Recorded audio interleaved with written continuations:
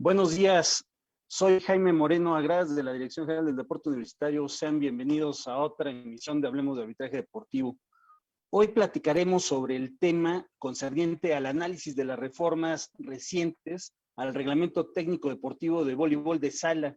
Conversación que tiene como propósito, pues, analizar aquellas reglas de juego en el voleibol de sala que por sus cambios pueden generar controversia en la interpretación y aplicación de las mismas.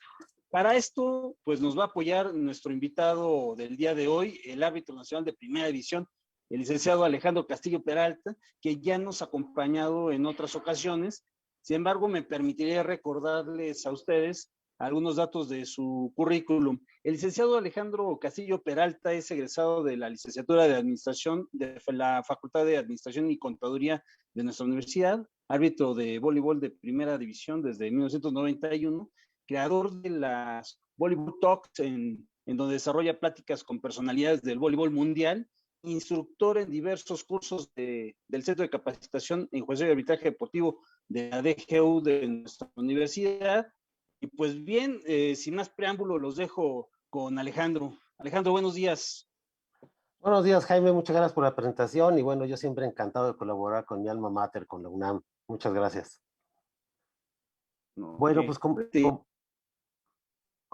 nos decía Jaime, voy a platicar acerca de algunas nuevas reglas, modificaciones que se hicieron este año al reglamento de voleibol, con algunas observaciones, ¿no? Es un año atípico, esto se hace generalmente en el año olímpico, que este año era 2020, y 2 años después, que es año de campeonato mundial.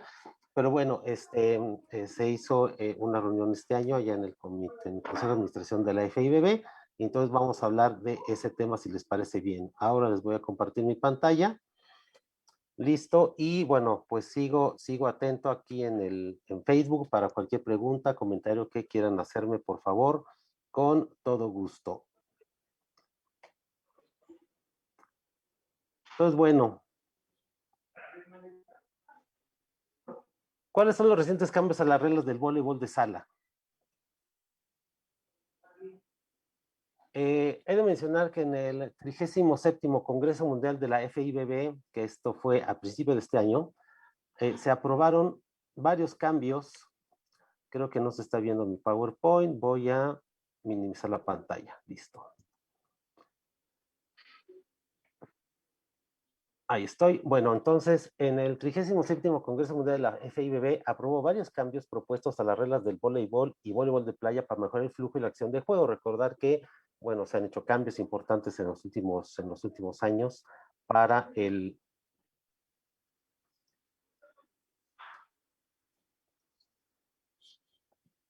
No. Listo, espero que ahí se vea. Bueno, como les decía, en el Congreso Mundial de este año se aprobaron varios cambios a las reglas, tanto de voleibol de sala como voleibol de playa, con la idea de mejorar el flujo y la acción de juego.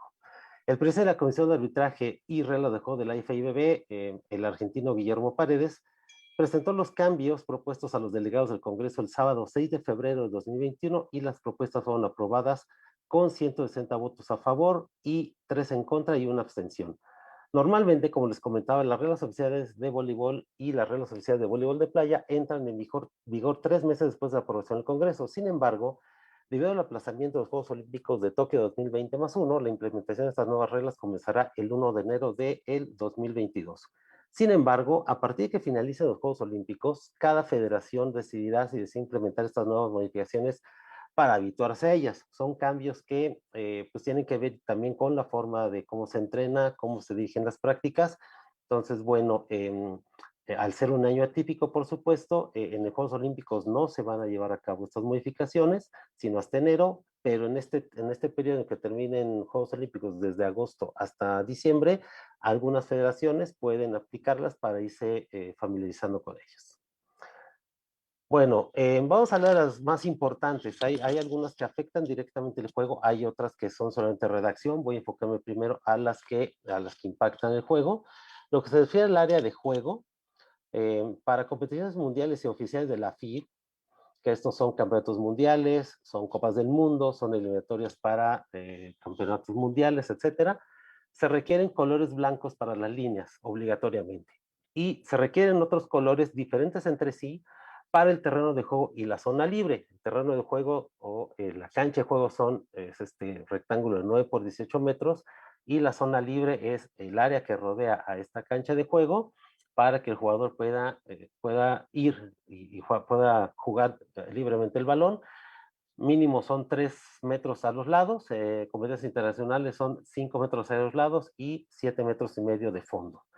El terreno de juego, en estos casos, puede ser de diferentes colores, diferenciando la zona delantera y la zona trasera.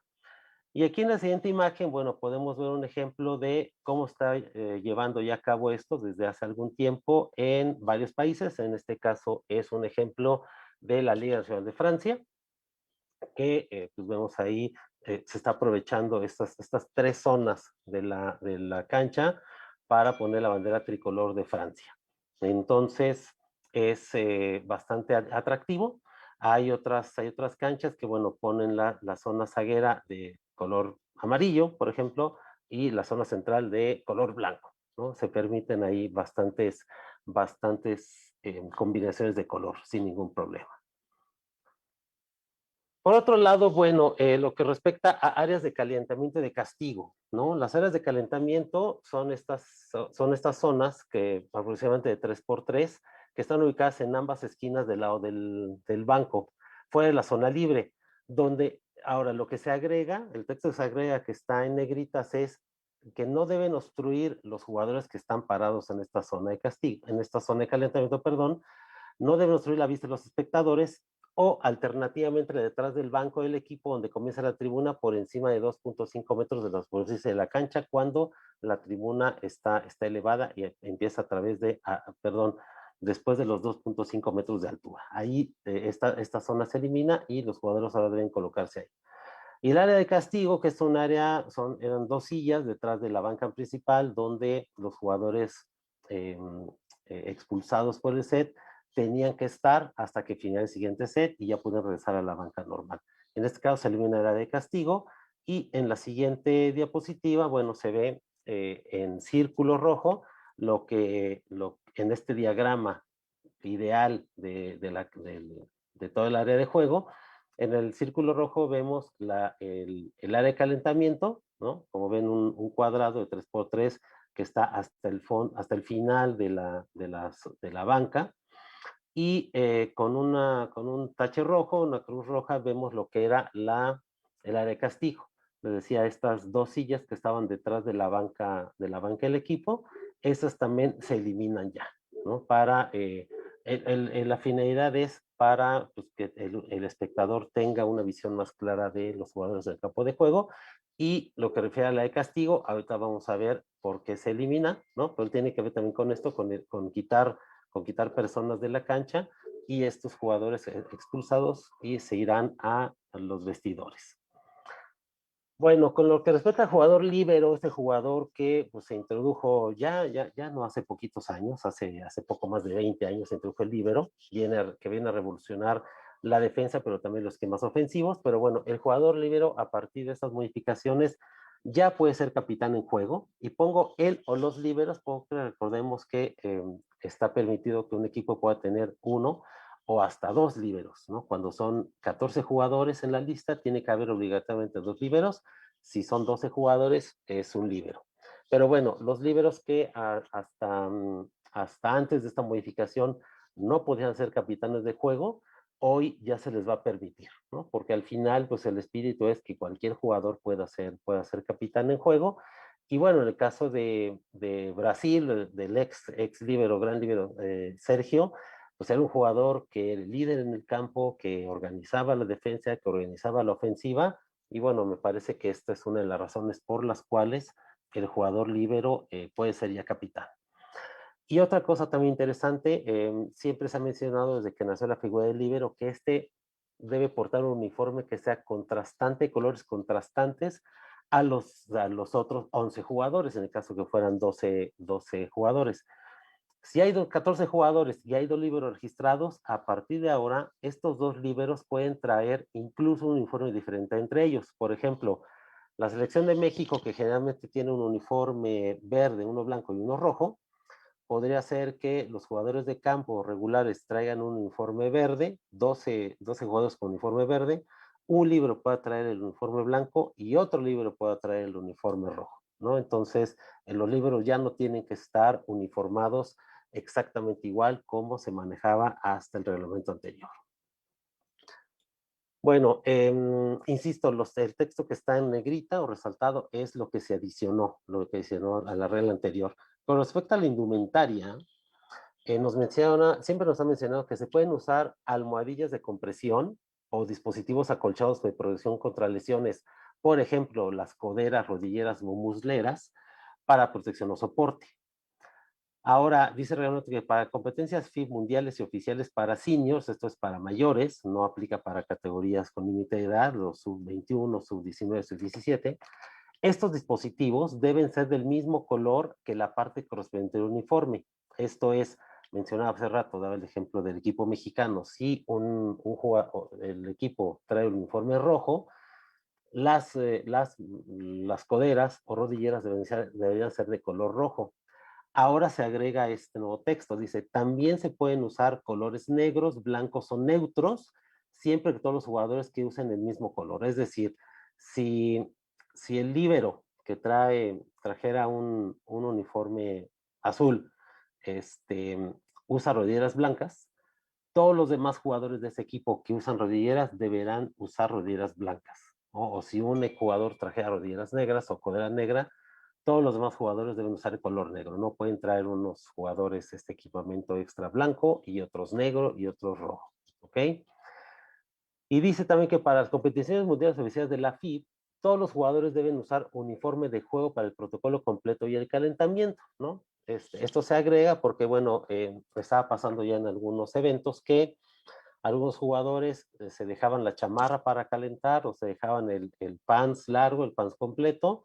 Y cuando dice aquí para el protocolo completo del calentamiento, quiere decir desde que ingresan a la cancha para hacer el peloteo, calentamiento con balón, de cuando pasan las redes el calentamiento de 6 minutos y también cuando están formados para hacer el saludo, para hacer el sorteo y la presentación de jugadores, los 6 que entran a la cancha. En todo este momento, todos los jugadores deben portar el uniforme de juego, no pueden portar el uniforme exterior, ya sea chamarra, pants o ambos. Bueno, este tema de la posición de los pies parecería complejo, pero no lo es tanto, ¿no? Dice aquí que lo que siempre ha estado en el texto del reglamento es que las posiciones de los jugadores se determinan y controlan de acuerdo con las posiciones de sus pies en contacto con el suelo. Y se agrega el texto, el último contacto con el suelo fija la posición del jugador, ¿no? O sea, ¿a qué se refiere esto? Que a lo mejor un jugador que iba a entrar a acomodar tenía un pie levantado, pero por eso dice aquí que se tomará en cuenta la referencia será el último contacto con el suelo del pie, de alguno de los pies del jugador. Y esto se determinará de la siguiente manera. Cada jugador zaguero debe estar al mismo nivel o tener al menos una parte del pie más lejos de la línea central que el pie delantero de su jugador delantero correspondiente. Y ahorita voy a explicar un poco a qué se refiere esto. Por otro lado, dice que cada jugador del lado derecho o izquierdo debe estar al mismo nivel o tener al menos una parte de un pie más cerca de la línea lateral derecha o izquierda que los pies más alejados de la línea lateral derecha e izquierda de otros jugadores en esa fila. ¿A qué se refiere esto? Bueno, esta modificación de reglas considera más lejos en lugar de más cerca para permitir más flexibilidad para la posición de los jugadores en el golpe del servicio. Recordar que en voleibol, bueno, la jugada empieza y las posiciones se terminan, las posiciones iniciales de cada rally, no en el momento en que el árbitro silba, ni en el momento en que el sacador avienta el balón para sacar, sino en el momento en que el sacador hace contacto con su mano o el antebrazo con el balón. Ahí es cuando empieza el rally, ¿no? Eso es lo que inicia, lo que marca el inicio de la jugada. Ahora, ¿qué pasaba con este tema de cuando dice acá más cerca, más lejos? Bueno, que la referencia era que estuviera más, que el pie del delantero tenía que estar más cerca de la línea central que el jugador zaguero correspondiente, ¿no? Entonces, bueno, ahora dice que, y aparte antes decía que todo el pie, ahora dice que puede pasar una parte del pie por delante o hacia el lado. Estos son los diagramas del reglamento anterior, ¿no? Entonces, no quiero entrar en mucho detalle, pero bueno, en esta posición, en la primera del lado izquierdo, los pies azules son los pies del jugador zaguero y los pies en blanco son los pies del jugador delantero. Esto dice que es correcto porque la totalidad del pie del zaguero está detrás de al menos un pie del delantero. Y esta imagen, por ejemplo, que dice que el jugador zaguero está rebasando por centímetros al jugador delantero, bueno, a eso se refiere, que ahora con que tenga una parte del pie detrás, este jugador zaguero, detrás de delantero, no hay falta, es correcto, ¿no? Y esto se hace porque, bueno, las formaciones de recepción hoy, con el servicio tan fuerte y tan alto y tan veloz que se lleva a cabo en competencias mundiales, bueno, pues daba poca opción, o sea, más complicado que el acomodador entrara a colocar de una manera cómoda. Entonces, esto hacía también que el segundo árbitro, pues de repente estuviera muy enfocado, muy concentrado en estar checando las posiciones de los jugadores, cuando a lo mejor tenía que estar concentrado en otro tipo de factores del juego, ¿no? Entonces esto le resta presión al segundo árbitro y también le da un poco más de flexibilidad al jugador que entra desde atrás o que entra desde el lado, suponiendo desde una posición 1 para entrar a acomodar a una posición 3, de que el árbitro ya no sea tan estricto con estas marcaciones, ¿no? Entonces, a eso se refiere este tema que acabamos de ver. Bueno, en las interrupciones de juego, ¿no? Esto es importante. Lo marco todo en negritas porque todo el texto es nuevo. Para las competiciones mundiales oficiales de la FIB, la duración de los tiempos muertos podría ajustarse si la FIB aprueba dicha solicitud en base a una solicitud del organizador, y que eso generalmente tiene que ver con temas comerciales y de patrocinio, ¿no? En los tiempos fuera, recordemos que pues, cuestan. Tienen 30 segundos de duración, ¿ok? Ya sea del 1 al cuarto set y en el quinto set también. Existían los tiempos técnicos, que esto habla más abajo, dice, para competencias mundiales y oficiales de la FIB, en los sets 1 y 4 se eliminan los tiempos muertos técnicos, adicionales de 60 segundos con el equipo líder alcanza el punto 8 al 16, ¿no? Entonces, incluso ahora la Nations League que empezó el día de ayer en Italia, se está todavía jugando con tiempos técnicos, pero a partir del año que entra, esto se elimina como entidades mundiales FIB, ¿no? Ya no existirán estos tiempos, porque, bueno, hay muchos argumentos de que se prolongaba mucho el juego, de que a lo mejor era innecesario o los equipos no estaban en necesidad en ese momento de un tiempo técnico, rompían el ritmo, entonces se eliminan, pero por otro lado, como decía el párrafo inicial, los tiempos muertos se pueden ajustar de acuerdo a las necesidades del organizador, ¿no? A lo mejor estos dos tiempos por equipo, por set de 30 segundos, pues son muy pocos para temas comerciales, para temas de patrocinios, para temas de televisión, para temas de ir a comerciales, para temas de animación, incluso dentro de la cancha. Entonces, esto quedará a criterio de cada uno de los organizadores en cada una de nuestras sedes. Por ejemplo, este año en la Athletes Unlimited Volleyball, en la liga profesional de Estados Unidos, que se llevó a cabo hace 2, 3 meses en Dallas, Texas, bueno, ahí los tiempos muertos eran de 2 minutos, ¿no? En el voleibol colegial de los Estados Unidos los tiempos muertos son de 2 minutos, porque, bueno, así lo solicitó el organizador y porque tiene que ver en caso de Athletes Unlimited Volleyball con temas comerciales y con temas de patrocinios de cada uno de estos juegos. Bueno, este tema también es importante, la sustitución por expulsión y descalificación, ¿no? Recordemos que todavía en el reglamento actual, si un jugador era expulsado del juego, ¿no? Por una conducta ruda o por repetición de una conducta antideportiva, ese jugador se hace acreedor a una tarjeta roja y bueno, ese era el castigo. Y si volvía a repetir una conducta grosera, se hacía acreedor a una expulsión por el resto del set. Esto significa que el árbitro muestra las dos tarjetas juntas y este jugador expulsado tenía que ir a la zona de castigo, ¿no? Estaba expulsado por el resto del set, no tenía que abandonar el área de juego, sino que se sentaba en la zona de castigo.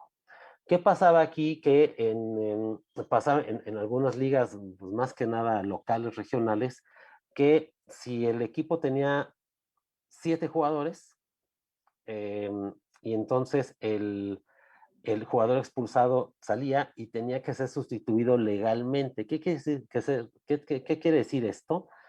Que no podía entrar por él un jugador que hubiera sustituido a otro jugador con anterioridad en ese set, ¿no? Por ejemplo, el 1 empezó en la formación inicial, sale y entra por él el 7.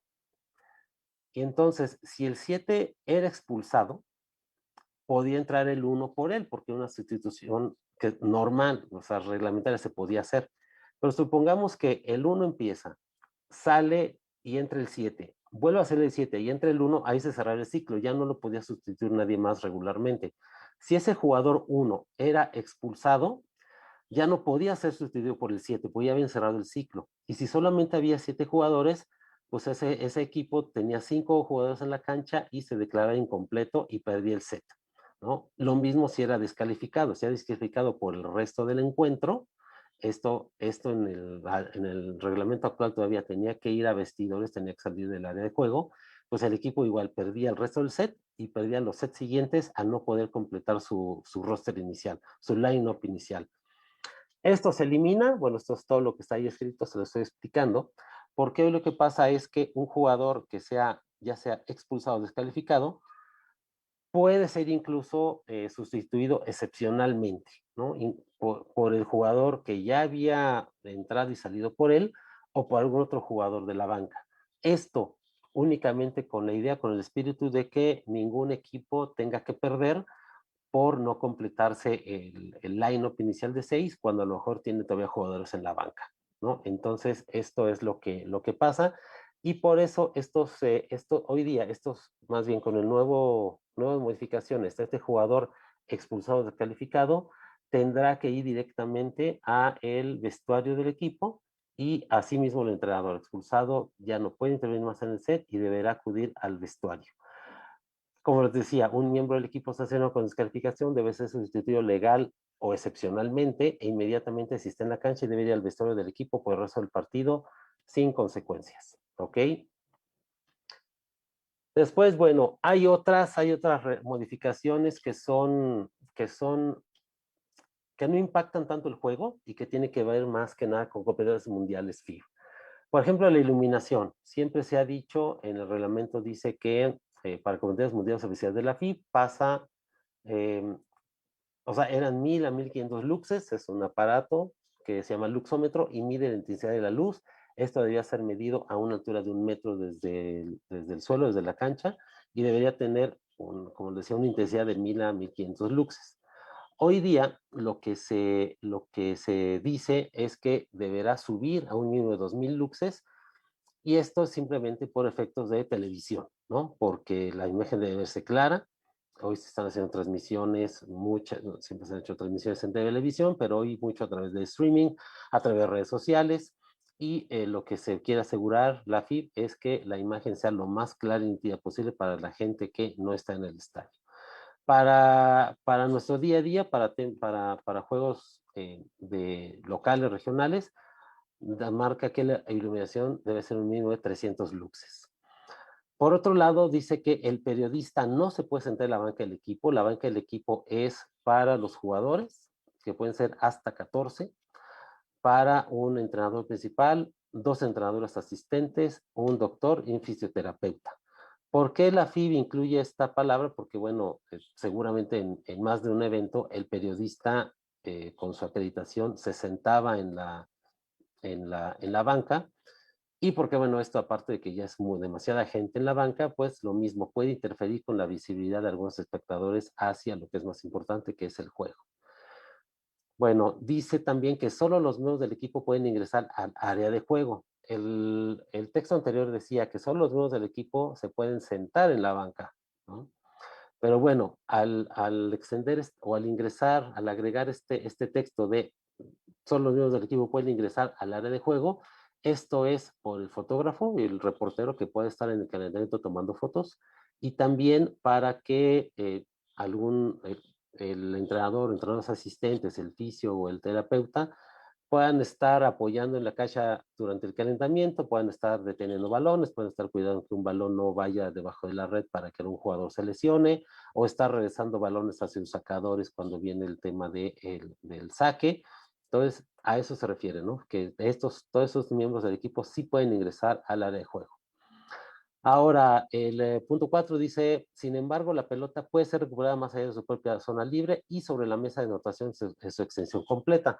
¿A qué se refiere esto? Bueno, siempre ha existido, bueno, no siempre, pero desde hace muchos años el reglamento dice que el jugador puede recuperar el balón más allá de la zona libre. Recordemos que es este rectángulo que decía de la cancha mide 9 por 18.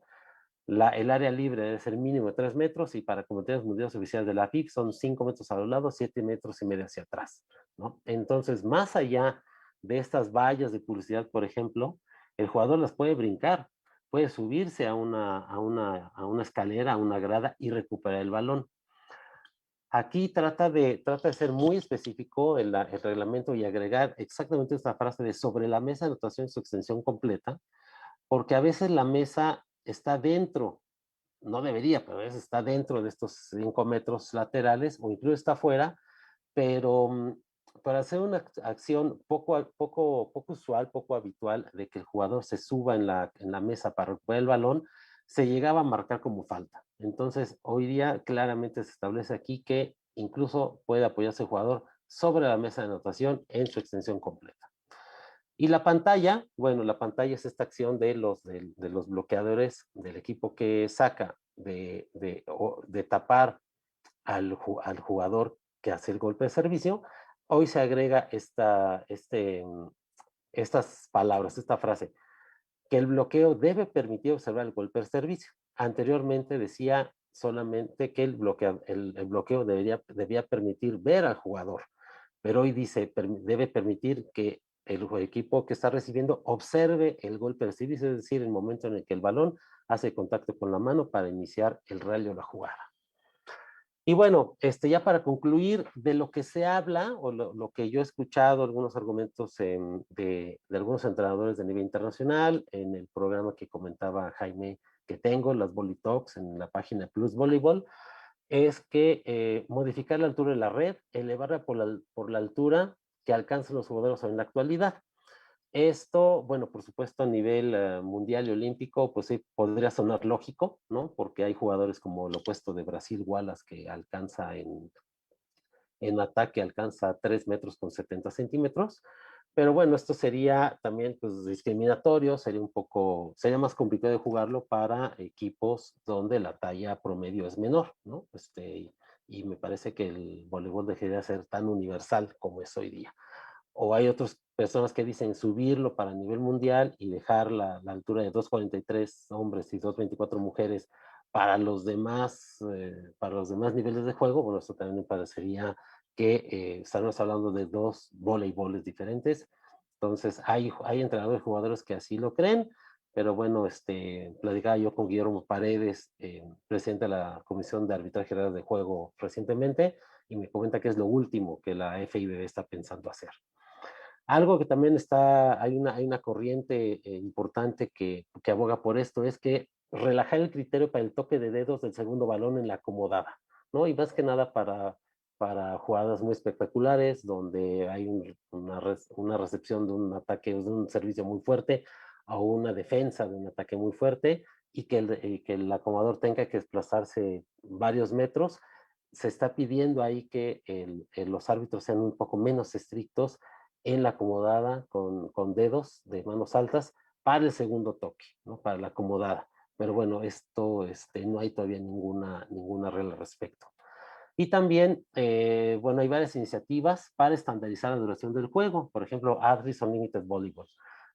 Yo también creo personalmente que es uno de los grandes retos del voleibol a nivel nacional, regional, mundial, el que el voleibol pueda tener un tiempo de duración más estándar, como lo tienen otros deportes. Creo que eso ha sido una pequeña área de oportunidad para que el voleibol pueda entrar más fuerte al mainstream, para que pueda ser más visible y más atractivo para las televisoras. La Atlas Unlimited Volleyball, como les decía, la liga profesional rama femenil que se estuvo jugando hace algunos meses en Estados Unidos, se determinó jugar 3 sets a 25 puntos con diferencia de 2 y el ganador es el equipo que sube más puntos. Entonces esto redujo considerablemente la duración de los juegos y hizo un poco más estándar que los juegos duraran 1 hora 15, 1 hora 20, 1 hora y media, no más. Eh, También implementó la Atlas Unlimited Volleyball un sistema de puntuación individual. Esto es sumando puntos por acciones positivas y restando puntos por acciones negativas. Esto quedó como consecuencia, que era parte del plan del Atlas Unlimited Volleyball, tener al final del evento, que fueron 5 fechas, una jugadora ganadora, no exactamente un equipo ganador, ¿no? Me parece que para temas de marketing, para temas de rating, de televisión, fue bastante atractivo. Insisto, hay corrientes del voleibol que no les gusta mucho, pero bueno, al final pues se intentó llevar el voleibol a un esquema de fantasy voleibol, como se hace en el fantasy fútbol de la NFL o en el fantasy baseball de la Major League Baseball.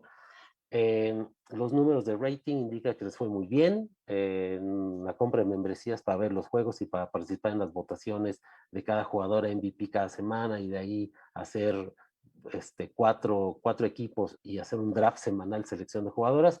Fue bastante atractivo, pero bueno, son algunas de los intentos que está haciendo en diferentes partes del mundo para hacer el voleibol más atractivo para la gente que no es muy conocida del voleibol, ¿no? El voleibol es un deporte técnicamente difícil de aprender, es un deporte con muchas reglas y lo que se intenta es hacerlo un poco más amigable para toda aquella gente que no entiende mucho el voleibol y para atraer a nuevos jugadores, a nuevos aficionados al voleibol.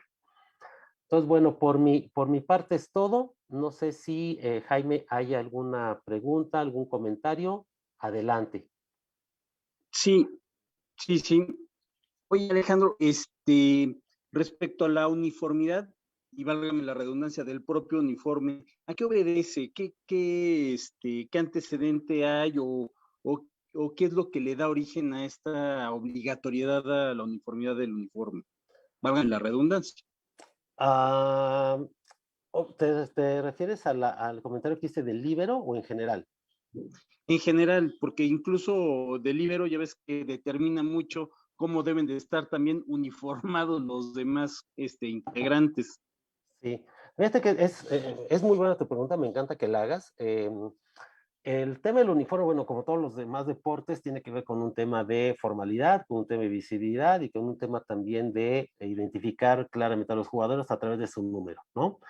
Yo lo he comentado también en varios foros, en el Día Internacional de Voleibol, me parece que de repente la FIBB sigue teniendo un reglamento muy ceremonioso, muy tajante, ¿no? Por ejemplo, el tema de los números, la FIB dice que deben estar numerados los uniformes del 1 al 20 y que si todos traen manga corta, todos es manga corta, si traen manga larga, todos manga larga, ¿no? Algunas cosas que estuve viendo en la Atlas Unlimited Volleyball, la liga en Estados Unidos femenil, es que, bueno, y también platicaba con jugadoras, miembros del board y con algunos árbitros de esta liga, es que los organizadores determinaron, ¿no? Apoyados por un comité de jugadoras, que si la jugadora quería usar el número 99 porque a ella le gustaba o le convenía o se sentía más cómoda así, dieron libertad de hacerlo, ¿no? Que si hubo otras jugadoras que usaban manga larga, otras manga corta, algunas usaban licra corta, otras licra larga, entonces esto fue permitido, o sea, trataron de hacer el voleibol un poco más relajado, sin perder su esencia de que cada equipo debe tener 3 golpes para pasar al lado contrario, la altura de la red es la misma, las dimensiones de la cancha es la Claro. misma, pero sí de hacerlo un poco más relajado, ¿no? Yo lo veo bien, no me parece nada fuera de este mundo, porque al final los jugadores están numeradas, ¿no? Y al final, y también tienen la playera todas iguales. El tema del líbero, pues sí, se le puso un uniforme diferente desde que se creó esta posición, porque bueno, este jugador entra y sale constantemente en la cancha para identificarlo. Y Sí, el tema de que los líberos, si son dos, puedan tener diferente color, pues también porque lo importante es que se note que hay un líbero dentro de la cancha que no es un jugador regular de los otros cinco. Entonces no importaba mucho si los jugadores 12, los seis, perdón, los cinco de adentro traían un uniforme rojo y un líbero verde y otro blanco, ¿no? Porque claramente se podía ver quién era el líbero y quién no era. claro. ¿Mm? Ok. Oye, pero además de que hay algo que los apoya mucho a ustedes, que es la misma red y separa a los dos equipos Ujú. y puede uno distinguir uno del otro. Pero sí es una cuestión de formalidad, de disciplina, también el que haya estas restricciones en el uniforme, me imagino yo, ¿no? Sí, te digo, lo importante es que los jugadores se identifiquen, o sea, los jugadores de cada equipo, de un país o de una escuela se identifiquen que pues el rojo es de una escuela y el azul es de otra escuela, ¿no? Están divididos por una red, pero pero sí, mira, ha habido casos, ¿no? En campeonatos nacionales incluso, Sí. donde un equipo que pierde protesta porque un jugador del otro equipo que le ganó, las calcetas son todas blancas, pero la de una jugadora trae una rayita que las otras no trae. O Sí, porque un short que es azul, pues un jugador trae su short una rayita blanca. O unos shorts son Nike, todos, y unos son del Armour, ¿no? Entonces me parece que pues eso poco tiene que ver con la habilidad técnica de jugar en la cancha. Este, pero bueno, te digo, claro. hay diferentes concepciones de eso. Para mí me parece que eso debe ser irrelevante. Incluso, por ejemplo, en el Congreso anterior, de hace 3 años, se eliminó el número en el short, porque se decía que el número debía ir del lado derecho y tener ciertas medidas. Entonces la FIBB lo eliminó porque aparte también digo, el tema de la playera me parece importante para identificarlo, los aficionados y la gente que lo ve en televisión, Claro, pero el sí, short a veces se lo prestaban entre ellos, ¿no? Y si a alguien se le había roto, estaba sucio, no lo había lavado, pues el sí, número 5 no podía pasar de su short al número 6 porque entonces no lo iban a dejar jugar. Entonces, pues se quitó ese candado que era irrelevante si traía número en el short o no. claro, claro. Oye, Alejandro, y respecto de la especialidad de las funciones de los árbitros ahí en el voleibol, esto por lo que comentabas respecto de la posición de los pies, para determinar la posición de los jugadores. Sí. Eh, Ahí veo que aún y dada esa especialidad, los mismos árbitros deben de priorizar ciertas acciones de otras, ¿no? Sí. Por Como eso, una acción más relevante que otra. sí, exacto. Por supuesto que el voleibol es un deporte que se juega en dos líneas, la línea delantera y la línea zaguera. La única razón de que sea así es porque pues, sería muy ventajoso para un equipo que sus 6 jugadores pudieran atacar junto a la red, ¿no? Realmente sería algo muy diferente a lo que vemos hoy. Claro, Entonces, por eso desde hace muchos años, te hablo de los 30, 40 del siglo pasado, se puso estas dos líneas. Entonces, el día de hoy el voleibol se ha vuelto pues, más fuerte, cada vez jugadores más altos y más rápido. Entonces, en el momento en que el segundo árbitro debe estar seguro de las posiciones de sus jugadores, es al momento del saque, ¿no? Para que también pues, no aprovechen sí, para mal esa posición y el acomodador que debe estar en la línea de atrás, pues ya esté adelante eh, con tres rematadores delanteros, ¿no? Que eso le puede dar una ventaja. Me parece claro. como coincido contigo que a veces el árbitro estaba muy preocupado por estar descifrando los esquemas de recepción del equipo, y hay otros árbitros también muy quisquillosos que si el pie del zaguero estaba delante 1 centímetro del delantero, pues lo estaba marcando, ¿no? Entonces me parece que eso, aparte de restarle espectacularidad al juego y de estarse fijando en cosas que no afectan mucho quién gane, quién pierda, pues la FB dice, oye, ya no seas tan quisquilloso con ese tema de la posición de los pies, ¿no? Dales un poco más de libertad, porque al final la gente lo que quiere ver son jugadas espectaculares, es para lo que la gente paga un boleto o lo ve en la televisión.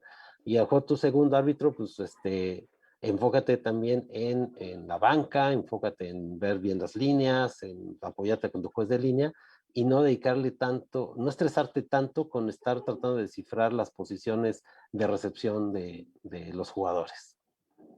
Claro, no muy claro esa situación. Oye, por lo que comentabas a lo de la altura de la red, se me hace algo interesante porque es algo que puede ser de alguna manera parecido a lo que sucede en otros deportes, por ejemplo en baloncesto, que derivado de, del- de las aptitudes de los jugadores que ha ido superando ya las expectativas de todos, ya se creó pues desde hace tiempo la línea de tiro de tres y otra serie de situaciones ahí para, no solamente para determinar esas aptitudes que son ya más desarrolladas en estos jugadores derivados de su altura y de otras situaciones, ¿no? Pero en el caso del voleibol, en tu opinión personal, ¿crees que sí debería de haber hay un hándicap respecto a la altura de la red por lo que estabas comentando de estos jugadores tan altos y con tanta habilidad para saltar? Pues mira, recordad que la altura de la red de hombres es de 2,43, ¿no? Hay unas alturas menores para categorías de inicio, pero bueno, nos vamos a enfocar aquí en el voleibol que todos conocemos. La red está a la altura de 2,43. Hay un jugador, Wallace, de Brasil, que mide 1,98, no es tan alto, pero el de Ok, alcance en ataque con una mano tiene 3,70, ¿no? O sea, está 1,20 m por encima del borde superior de la red. Es más, está por arriba de la antena, que la antena termina la red 2,43 y la antena mide 1 metro, estaría sí, 3,43. Este amigo está sobrepasando la altura de la antena, ¿no? sí, Eh, pero bueno, no todos son Wallace, ¿no? O Zaitsev o Dmitry Musersky. ok, Hace unos 20, 25 años se empezó a hablar fuertemente de crear campeonatos mundiales con límite de estatura de los jugadores, para, vaya, para países, pues a lo mejor como el nuestro, como algunos africanos, centroamericanos, etcétera. Esa propuesta no fructificó, realmente sí se habló muy en serio de hacer algo así, pero al final, pues se argumentó que, bueno, el voleibol es uno, ¿no? Por ejemplo, decías el básquetbol, el aro, si todavía me acuerdo bien, está a 3,05 de altura. sí, Y eso tal vez para un LeBron James, pues pueda sonar muy fácil de alcanzar, pero no todos son LeBron James, ¿no? Entonces tú imagínate que subieran la altura del aro a 3,20 porque por los LeBron James y por los Kobe Bryants y los Vince Carters, ¿qué pasaría con el 99,5% del resto de la población mundial que no claro, mide claro. eso, ¿no? O sea, se la vas a hacer más difícil. Entonces, creo que lo mismo pasa con el voleibol. Al final sí, ya el voleibol pues tiende a ser cada vez más jugadores más altos, más fuertes, jugar más rápido, y pareciera que la altura de la red se queda corta, pero bueno, al final son las mismas condiciones para los dos equipos. El voleibol es un deporte, en mi opinión, es mucho de control del balón y mucho de jugar con los ángulos, de cómo golpeas el balón, ¿no? Por Hay supuesto. jugadores Sí, de 2 metros que incluso hoy día los ves en situaciones complejas de juego, en muy estresantes, que a una esa altura, 2,43, y ellos miden 2 metros, estrellan el balón en la red, ¿no? Me parece que incrementar la altura, que es algo que bueno, tendría que llevar un estudio muy, muy, muy extenso, eh, sí modificaría, estamos hablando de reinventar el deporte, ¿no? ok, ok. Es lo que yo creo. No creo que pase en el corto plazo. Sí, no, se entiende perfecto que esto de la modificación de la altura de la red sí modificaría totalmente cómo se concibe el voleibol actualmente, y pues sí es algo complicado por lo que comentas. Así es. Hoy, entonces, para ir concluyendo, todas estas modificaciones del reglamento, obviamente son modificaciones para mejorar la expectación al mismo deporte, ¿no? Así es, todo se hace para, en favor del aficionado. Todas estas modificaciones son en favor del aficionado. Imagínate, incluso quitar 2 sillas detrás de la banca, que es la zona de castigo, o quitar la zona de calentamiento donde estaba, es para que los jugadores no obstruyan la visibilidad de los aficionados, que al final son quienes hacen crecer el juego y quienes le dan una mayor difusión, ¿no? Todo esto tiene que ver con los aficionados. El tema de los tiempos técnicos, pues tiene que ver, sí, con transmisión de televisión, pero tiene que ver con hacer el juego un poco más ágil, o sea, no es lo mismo que una persona, digo, a mí me pones a ver 8 horas juegos de voleibol, yo no tengo problema, pero el 99.5% de la gente del mundo, pues no es tan aficionada, y entonces no es lo mismo sentarte a ver un juego de 3 horas que sentarte a ver un juego de 2, ¿no? Claro, Entonces, todas estas modificaciones de reglas van dirigidas a hacerlo mejor para los aficionados y más amigable para el fan engagement, para que la gente acuda más a ver juegos, ya sea en vivo en un gimnasio o por la televisión o por redes sociales.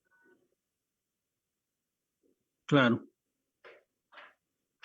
No, pues muy claro todo lo que comentas, Alex. Entonces, pues bien, ya para concluir, como dice el clásico, todo ciclo tiene un comienzo y un final, y este es el caso de las transmisiones de Hablemos de Arbitraje Deportivo, pues ya derivado de un cambio de programación en el canal de Deportunam, y pues este espacio ya no seguirá transmitiéndose como venía haciéndolo. Sin embargo, pues que no nos dejen de acompañar Deportunam, porque en la nueva programación sí tendremos algunos espacios para hablar sobre los temas de arbitraje deportivo, y pues así como otros de interés general en el deporte, en diferentes espacios que nos vayan ahí concediendo. Entonces, por favor, que nos sigan atendiendo en ese sentido. Y pues por último, no me queda más que agradecerte, Alejandro, por tu excelente intención, todo lo que nos has enseñado en este tiempo, y pues a todos su amable atención, y pues hasta pronto, Alejandro. Muchas gracias, Jaime, por la invitación y pues siempre a la orden. Saludos. Y que sigan pasando un excelente día. Hasta pronto.